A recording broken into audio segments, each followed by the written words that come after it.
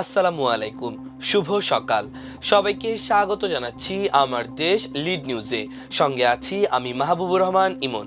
আমাদের আজকের লিড নিউজের শিরোনাম, ইরান ধ্বংসের পর ট্রাম্পের নিশানায় কিউবা।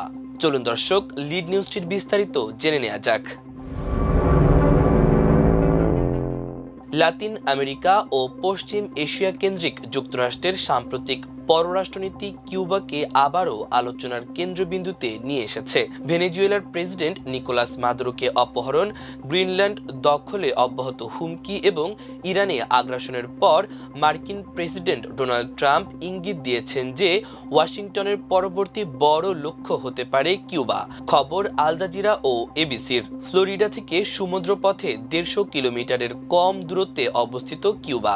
এই দেশের শাসন ব্যবস্থা পরিবর্তনে ট্রাম্প ও তার মিত্ররা গত কয়েক মাস ধরে নিয়মিতই হুমকি ধামকি দিয়ে আসছেন। সর্বশেষ গত বৃহস্পতিবার এই বিষয়ে মন্তব্য করেন ট্রাম্প। এদিন হোয়াইট হাউসে যুক্তরাষ্ট্রের ফুটবল ক্লাব ইন্টার মায়ামিকে আতিথেয়তা দেওয়া হয়। এই সময় ট্রাম্প তার পররাষ্ট্রমন্ত্রী মার্কো রুবিওকে কিউবা নিয়ে অসাধারণ কাজ করায় ধন্যবাদ দেন। কিউবার দুর্বল অর্থনীতিকে আরো চেপে ধরতে ট্রাম্প প্রশাসন এরই মধ্যে কিউবার ওপর নিষেধাজ্ঞা আরো কঠোর করেছে।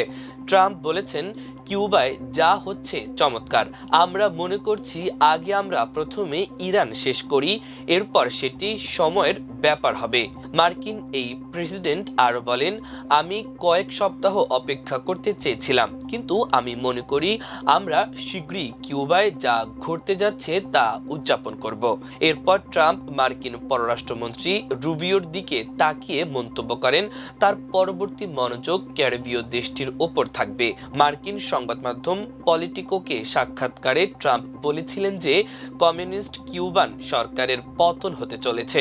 এর আগে ট্রাম্প কিউবার কমিউনিস্ট সরকারকে ক্ষমতাচ্যুত করা হতে পারে বলে ইঙ্গিত দেন। তিনি বলেছেন, 1959 সালের বিপ্লবের পর গড়ে ওঠা রাজনৈতিক ব্যবস্থাকে ভেঙে দিতে তার প্রশাসন কাজ করছে। এই পরিবর্তনটি আসলে ওয়াশিংটনের একটি বৃহত্তর কৌশলের অংশ।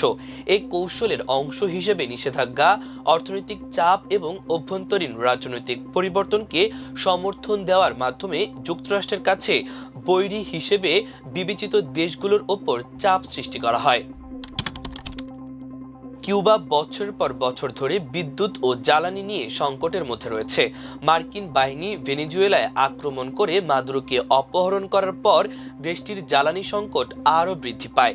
সেই সামরিক অভিযানের পর ট্রাম্প ভেনেজুয়েলা থেকে কিউবার তেল রপ্তানি বন্ধ করার আদেশ দেন। শুধু তাই নয়, ক্যারিবীয় দেশটির কাছে তেল বিক্রি করলে যে কোনো দেশের ওপর শুল্ক আরোপের হুমকি দেন তিনি। পলিটিকোকে দেওয়া সাক্ষাৎকারে ট্রাম্প বলেন, আমরা তেল, অর্থ অথবা ভেনেজুয়েলা থেকে আসা সবকিছু বন্ধ করে দিয়েছি, যা ছিল ওই সরকারের চলার একমাত্র উৎস।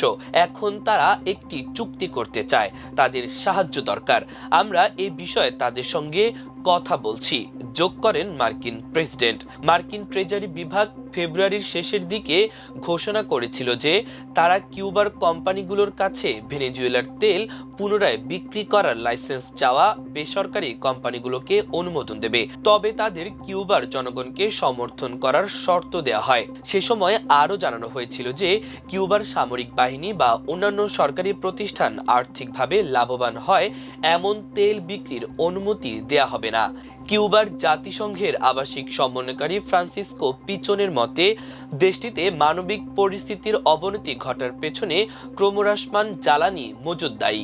এর কারণে কিউবার স্বাস্থ্যসেবা, পানি পরিষেবা এবং খাদ্য বিতরণের ক্ষেত্রে ঝুঁকি তৈরি হয়েছে। জাতিসংঘ জানিয়েছে, গত অক্টোবরের ঘূর্ণিঝড় মেলিসার আঘাতে 2 মিলিয়নের বেশি কিউবান ক্ষতিগ্রস্ত হয়েছে, যার ফলে ঘরবাড়ি ধসে পড়েছে, রাস্তা ক্ষতিগ্রস্ত হয়েছে এবং 7 লাখের বেশি মানুষ জরুরি আশ্রয় কেন্দ্রে আটকা পড়েছে। সংস্থাটি আরও জানায়, কমপক্ষে 50 লাখ কিউবান দীর্ঘস্থায়ী অসুস্থতা নিয়ে জীবনযাপন করেন, যাদের চিকিৎসা স্থিতিশীল বিদ্যুৎ সরবরাহের উপর নির্ভরশীল। পানি উত্তোলন ও বিদ্যুতের উপর নির্ভরশীল, এগুলো এখন বাধাগ্রস্ত হচ্ছে। বিশ্ব স্বাস্থ্য সংস্থার প্যান আমেরিকান হেলথ অর্গানাইজেশন এই পরিস্থিতিকে ভয়াবহ সংকট হিসেবে উল্লেখ করেছে। সংস্থাটি বলছে এটি একটি সামাজিক অর্থনৈতিক সংকট, যা একসঙ্গে ঘটে যাওয়া বিভিন্ন দুর্যোগের কারণে আরও তীব্র হয়ে উঠছে। স্থানীয় সময় বৃহস্পতিবার বিদ্যুৎ বিভ্রাট ঘটার পর দেশের বিশাল অংশ বিদ্যুৎহীন অবস্থায় ছিল। এই ব্ল্যাকআউটের জন্য দুর্বল বিদ্যুৎ গ্রিড এবং জ্বালানি মজুতের অভাবকে দায়ী করা হয়েছে। মার্কিন সংবাদ সংস্থা এপি জানিয়েছে, কিউবার রাজধানী হাভানায় প্রতি 3টি পরিবারের মধ্যে একটি পরিবারের বিদ্যুৎ সংযোগ প্রায় বিচ্ছিন্ন হয়ে যায়। তবে 43টি হাসপাতাল এবং 10টি পানি সরবরাহ কেন্দ্রে বিদ্যুৎ সংযোগ চালু রয়েছে। অভ্যন্তরীণ পরিস্থিতির অবনতি ঘটার পাশাপাশি কিউবা বিদেশেও তীব্র চাপের সম্মুখীন হচ্ছে। স্থানীয় সময় গত বুধবার ইকুয়েডর সেখানে নিযুক্ত কিউবার রাষ্ট্রদূতকে অবাঞ্ছিত ঘোষণা করেছে। একই সঙ্গে তাকে 48 ঘন্টার মধ্যে দেশ ত্যাগ করতে বলা হয়। কেন তাকে অবাঞ্ছিত করা হয়েছে সে বিষয়ে ব্যাখ্যা দেয়নি ইকুয়েডর। তবে এর আগে কিউবায় ইকুয়েডর রাষ্ট্রদূত হোসে মারিয়া বোর্জাকে দায়িত্ব থেকে অব্যাহতি দেওয়া হয়। ইকুয়েডর এবং কিউবা 1960 সাল থেকে দ্বিপক্ষীয় সম্পর্ক বজায় রেখে আসছিল। তবে এখন পরিস্থিতির এত অবনতি তাদের মধ্যে সম্পর্ককে ঝুঁকির মুখে ফেলে দিয়েছে। কিউবার পররাষ্ট্রমন্ত্রী ব্রুনো রদ্রিগেজ সামাজিক যোগাযোগের মাধ্যম এক্সে লিখেছেন, এটি কাকতালীয় ঘটনা নয়, এর পেছনে মার্কিন চাপ রয়েছে বলে ইঙ্গিত মেলে তার বক্তব্যে। কিউবার বিরুদ্ধে সাম্প্রতিক পদক্ষেপ নেওয়া ইকুয়েডরই একমাত্র আঞ্চলিক প্রতিবেশী নয়। স্থানীয় সময় বুধবার 168 জন কিউবান চিকিৎসা কর্মীকে হন্ডুরাস থেকে বের করে দেওয়া হয়, যারা 2024 সালে হওয়া একটি চুক্তির অধীনে সেখানে কাজ করছিলেন। বৃহস্পতিবার জ্যামাইকাতেও একই ধরনের একটি চিকিৎসা সহযোগিতা চুক্তির সমাপ্তি ঘটে। মার্কিন সরকারের সঙ্গে আলোচনার পর গুয়াতেমালা এবং বাহামাও ইঙ্গিত দিয়েছে যে তারা কিউবার সঙ্গে চিকিৎসা সংশ্লিষ্ট চুক্তি বাতিল করার চেষ্টা করবে। গত মঙ্গলবার কিউবার বিরুদ্ধে ক্ষতিকারক প্রচারণা চালানোর অভিযোগে হাভানায় 10 জন পানামার নাগরিককে গ্রেপ্তার করা হয়। এর 6 দিন আগে যুক্তরাষ্ট্রে বাস করা কিউবার 6 নাগরিককে সন্ত্রাসবাদের সঙ্গে যুক্ত থাকার অভিযোগে গ্রেপ্তার করা হয়। তাদের বিরুদ্ধে অভিযোগ, তারা কিউবার পানি সীমায় এসে দেশটির সীমান্তরক্ষীদের ওপর নির্বিচার গুলি চালিয়েছে।